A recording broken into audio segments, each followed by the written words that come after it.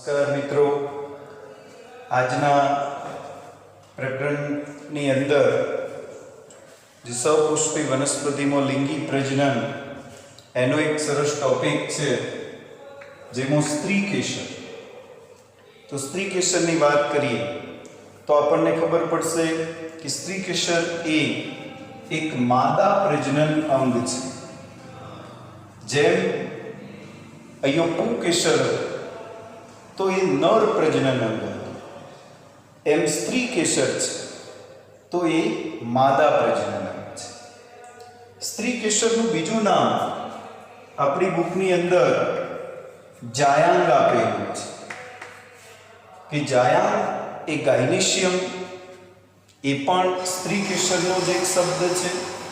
તો ઘણીવાર પરીક્ષામાં જાયાંગ આકૃતિ દોરી સમજાવો એવો પ્રશ્ન પૂછાય તો જાયાંગ એ સ્ત્રી કેસર છે એવું આપણે ખાસ યાદ રાખવાનું છે.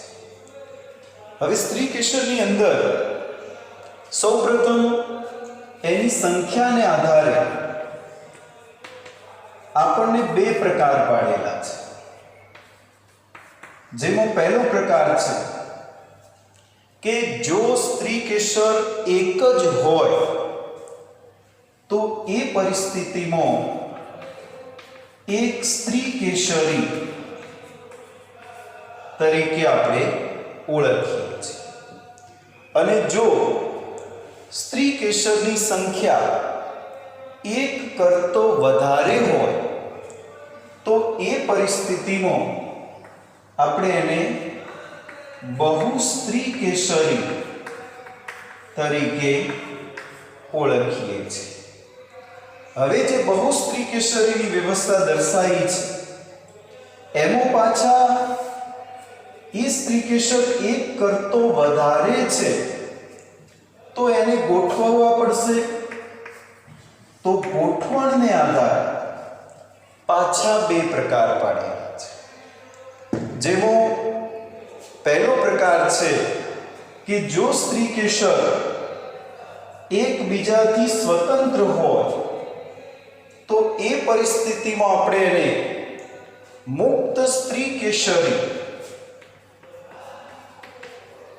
અને જો એકબીજા સાથે જોડાયેલા હોય તો જોડાણના કારણે એને યુક્ત સ્ત્રી કેસરી એવું નામકરણ કરેલું છે.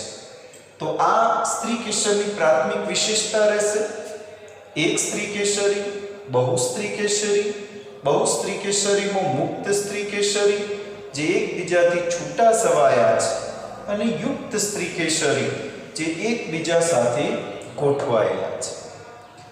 આનાથી આગળ વધીએ તો આપણો પ્રશ્ન છે કે સ્ત્રી કેસર કેવું છે.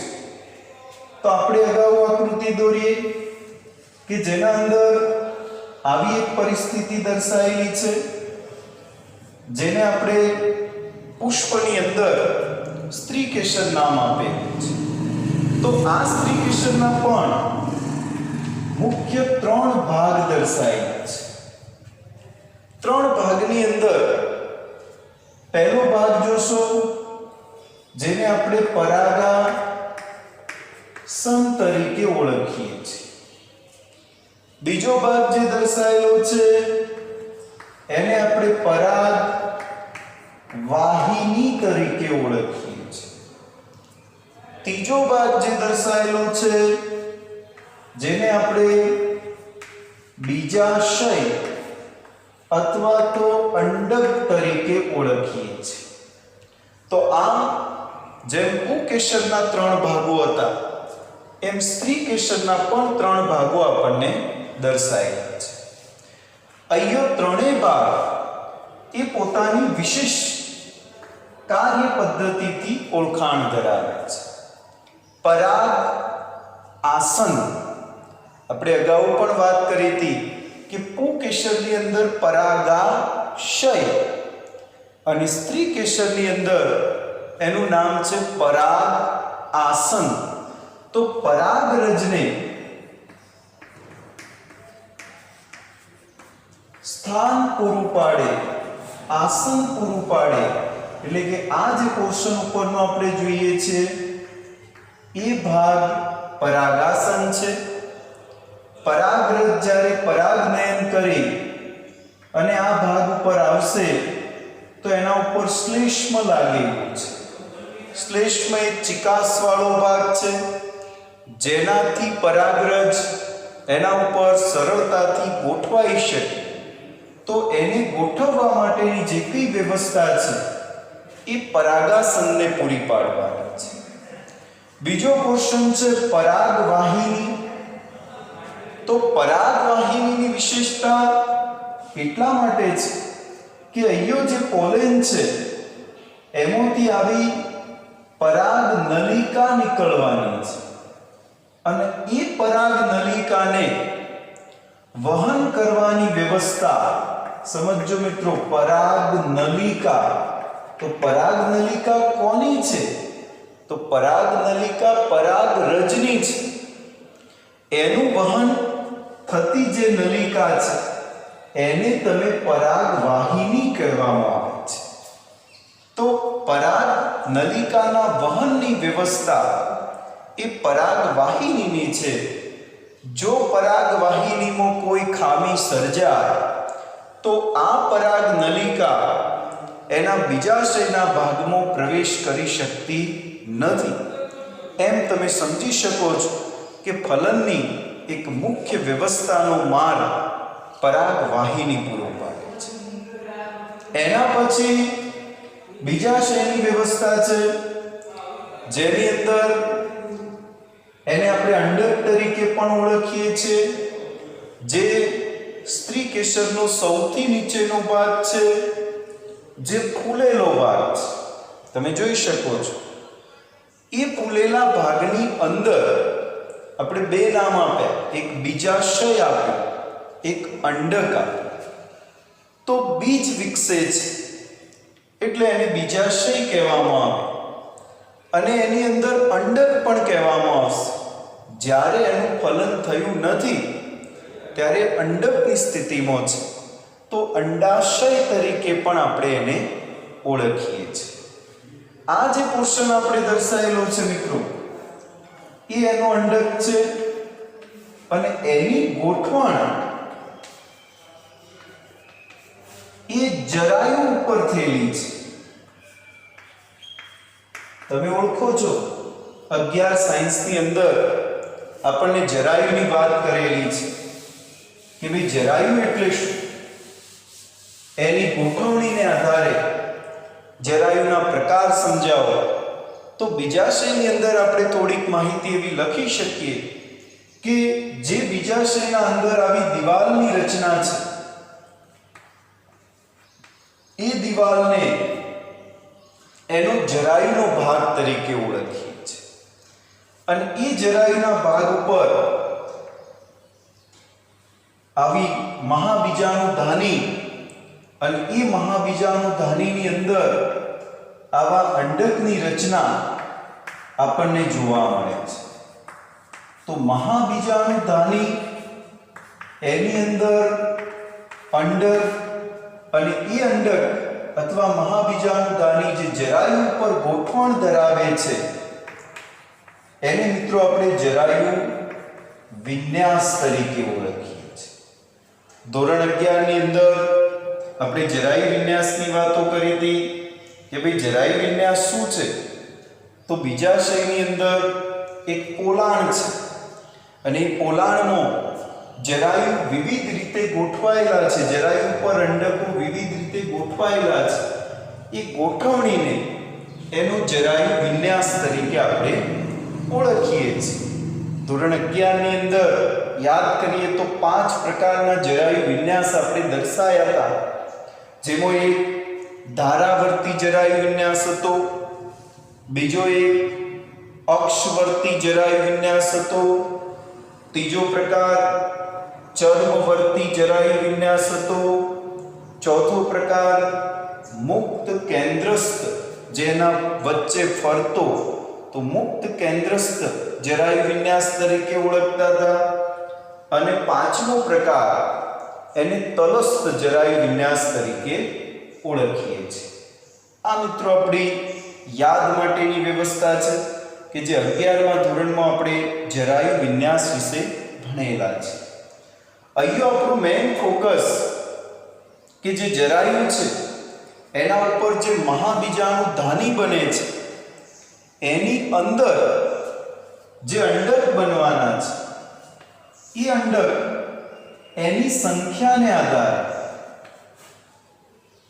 આપણને પાછા બે ભાગ પાડવામાં આવેલા છે.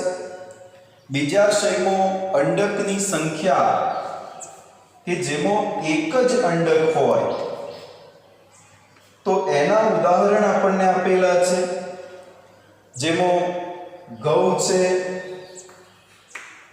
ડાંગર છે અને કેરી છે.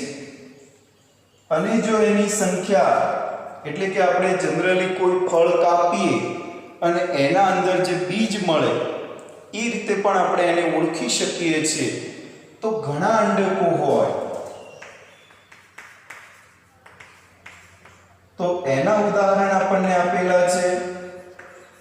પપૈયા કે પપૈયાને કાપશો તો અંદર એક કરતો વધારે કાળા બીજ આપણને મળે છે.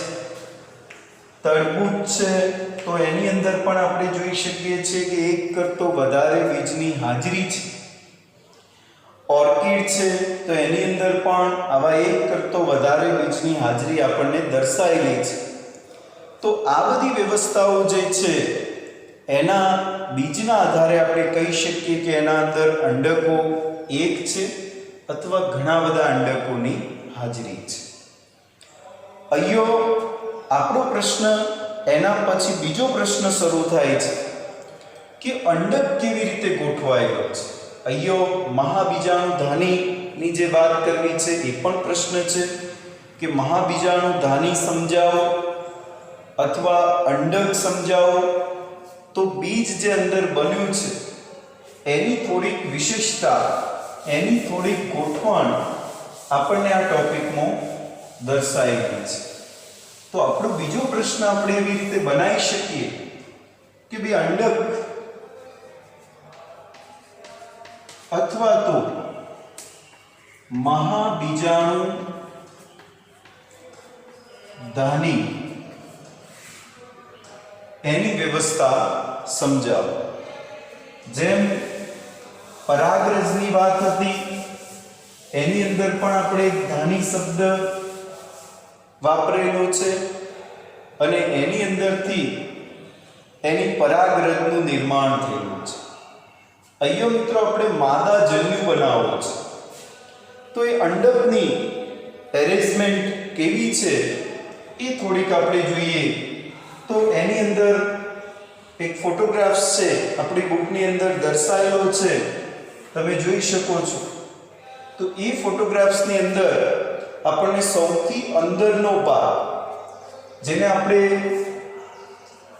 ભ્રૂણપૂટ તરીકે ઓળખીએ છીએ એનાથી ઉપર આપણને કેટલાક આવરણો દર્શાવેલા છે. એ આવરણો એના અંડકાવરણો તરીકે આપણે ઓળખીએ છીએ. એ અંડકાવરણોની સાથે સાથે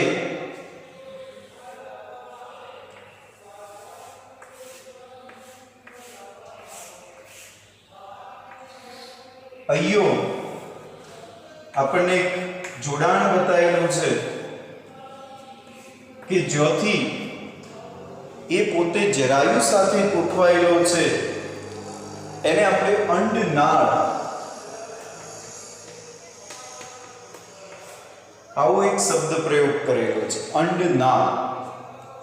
તો અંડનાળ એ જરાયુની જે વ્યવસ્થા છે એના સાથે જોડાણ પૂરું પાડે છે અને એના પછી માનો અંડનાળ છે તો અહીંયા અંડકાવરણ છે તો એના વચ્ચે આપણને એક વિશેષતા દર્શાવેલી છે જેને આપણે એનું બીજ કેન્દ્ર એવો શબ્દ પ્રયોગ કરેલો છે કે બીજ કેન્દ્ર શું છે. તો બીજ કેન્દ્ર માટે આપણે એક એવો શબ્દ વાપરી શકીએ કે અંડક અને અંડનાળ બંને વચ્ચેનું સંગમ સ્થાન છે. આ બીજ કેન્દ્ર છે. અહીંયા મિત્રો આની અંદર જે છે એ રચના અંડકની છે. આ જે રચના છે અંડનાળની છે. અહીંયા મિત્રો જે રચના આપવાની છે એ જરાયુની છે. તો જરાયુ સાથે અંડનાળ જોડાશે, એ એને દંડ તરીકે કામ કરશે. જો એનો બીજાશયનો આખો ભાગ, એની અંદર રહેલા અંડકનો આખો ભાગ જોડાવાનો છે. અંડકને, અંડનાળ અને અંડકને જોડાણ સ્થાન માટેનું એક કેન્દ્ર પૂરું પાડશે, જેને આપણે એનું બીજ કેન્દ્ર તરીકે ઓળખવાના છે. આ ઉપરાંત અંડકનો જે ભાગ છે એ 1 થી 2 જેટલા આવરણો આપણે દર્શાયા છે. આ બધા એના આવરણો છે, જેને આપણે અંડકાવરણ અથવા અંડાવરણ તરીકે ઓળખીએ છીએ. એમાં 2 ભાગ, બાહ્ય આવરણ અને અંતઃ અંડાવરણ અને બાહ્ય અંડાવરણ.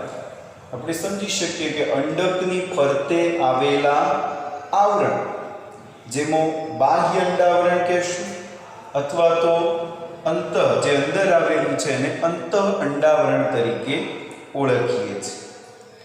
એનાથી આગળ વધીએ તો વચ્ચેનો જે ભાગ આપણને દર્શાવેલો છે એમાં આપણને પ્રદેયનો ભાગ અને એનાથી વચ્ચે જશું એટલે ભ્રૂણપૂટ આપેલું છે. પરંતુ એના પહેલા અંડકનું સ્થાન કે અંડક કેવી રીતે ગોઠવાયેલો છે એને મિત્રો એક અંડ છિદ્રની વ્યવસ્થા આપેલી છે, જેની અંદરથી પરાગ નલિકા, જે આપણે અગાઉ પરાગ વાહિનીમાંથી પરાગ નલિકા જે આવે છે એ પરાગ નલિકા માટેનું પ્રવેશ દ્વાર છે, જેને આપણે એનું અંડક છિદ્ર તરીકે અથવા તો બીજું નામ બીજાંડ છિદ્ર તરીકે આપણે એને ઓળખીએ છીએ. જો એની ફરતે અંડકાવરણો નથી એટલે એ ભાગ ખુલ્લો છે, જેથી સરળતાથી એ પરાગ નલિકા અંદર પ્રવેશી શકે છે. આ સિવાય આપણને અંદરનો ભાગ જે પ્રદેયનો દર્શાવેલો છે એ પ્રદેયના ભાગની અંદર ખોરાક સંગ્રહ થયેલો છે, જેની મદદથી ભ્રૂણપૂટને પોષણ મળે છે. તો ભ્રૂણપૂટ જેની અવસ્થા છે ત્યાં એને સાચવવા માટે એની જે જરૂરિયાતો છે તો વિપુલ પ્રમાણમાં ખોરાક સંચય એ પ્રદેયની અંદર થયેલો છે. અને ભ્રૂણપૂટ તરીકે આપણે જેને ઓળખીએ છીએ એ હવે માદા જન્યુજનક સ્થિતિમાં પહોંચવાનો છે.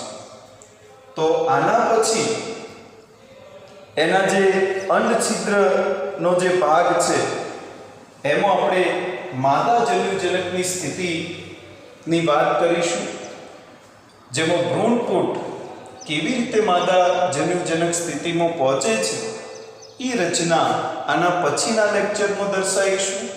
અહીંયા મિત્રો ફરી એકવાર ટૂંકમાં કે અંડક છે મહાબીજાણુધાની, સૌપ્રથમ જરાયુ સાથેનું જોડાણ છે તો એ જોડાણ સ્થાન અંડનાળ તરીકે ઓળખીએ છીએ. ત્યાંથી બીજ કેન્દ્ર છે, જે બીજ કેન્દ્ર અંડક અને અંડનાળ વચ્ચેનું જોડાણ સ્થાન પૂરું પાડે છે. આ બધા એના ફરતે આવેલા અંડકાવરણો છે. જો અંડકાવરણનો અભાવ છે મિત્રો એને આપણે અંડક છિદ્ર તરીકે ઓળખીએ છીએ. વચ્ચેનો ભાગ આપણે જે દર્શાવ્યો છે એ સંચિત ખોરાકનો ભાગ છે, જેને પ્રદેય તરીકે ઓળખીએ છીએ. અને સૌથી મધ્ય ભાગ જેને ભ્રૂણપૂટ કહેવાના છે, જે હવે પછી માદા જન્યુજનકનો વિકાસ કરવાનો છે. Thank you.